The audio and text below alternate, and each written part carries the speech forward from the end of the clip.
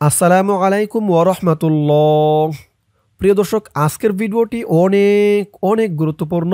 কারণ আজকের ভিডিওর মাধ্যমে আমি আপনাদেরকে সকাল সন্ধ্যার ফজিলতপূর্ণ একটি আমল ও দোয়া শিখাবো। এই দোয়াটি সকালে ৩ বার ও সন্ধ্যায় ৩ বার পাঠ করতে হয়। এই দোয়াটির ফজিলত, দোয়াটির অর্থ বললেই আপনারা বুঝে যাবেন দোয়াটির ফজিলত কি কি। তো দোয়াটির অনেক ফজিলত রয়েছে। চলুন এখন আমরা শিখব এই দোয়াটি। أعوذ بالله من الشيطان الرجيم. بسم الله الرحمن الرحيم. اللهم عافني في بدني. আমার সাথে বলবেন, আল্লাহুম্মা আফিনি, আল্লাহুম্মা আফিনি في بدني اللهم عافني في بدني اللهم عافني في سمعي اللهم عافني في سمعي اللهم عافني في سمعي اللهم عافني في بصري اللهم عافني في بصري لا إله إلا أنت لا إله إلا أنت। আমি যেখানে যেমন উচ্চারণ করব আমার সাথে বলে তেমন উচ্চারণ করবেন।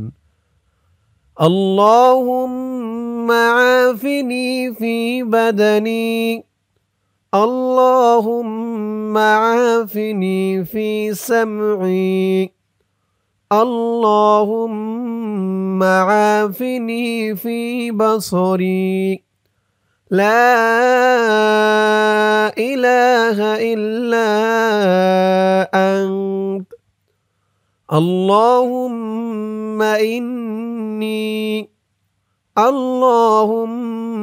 إني أعوذ بك أعوذ بك من الكفر اللهم إني أعوذ بك من الكفر والفقر وأعوذ بك من عذاب القبر وأعوذ بك من عذاب القبر لا إله إلا أنت لا إله إلا أنت وأعوذ بك من عذاب القبر وأعوذ بك من عذاب القبر لا إله إلا أنت। দোয়াটি এই পর্যন্তই।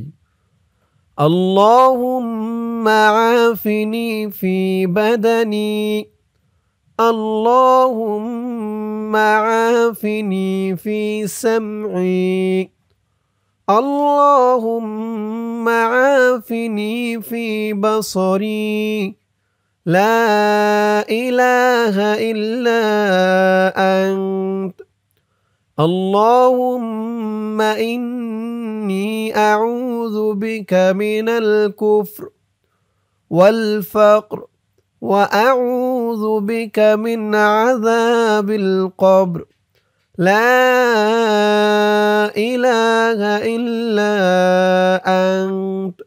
এই হলো দোয়াটি আরবিতে। এখন আরবিতে শিখতে বুঝতে যাদের অসুবিধা হয়েছে, এই দোয়াটির বাংলা উচ্চারণ বলে দিব। আপনারা বাংলা উচ্চারণ দেখে দেখেও এই দোয়াটি মুখস্থ করে নিতে পারবেন।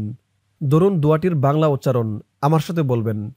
আল্লাহুম্মা আফিনি ফি বাদানি اللهم عافني في سمعي اللهم عافني في بصري لا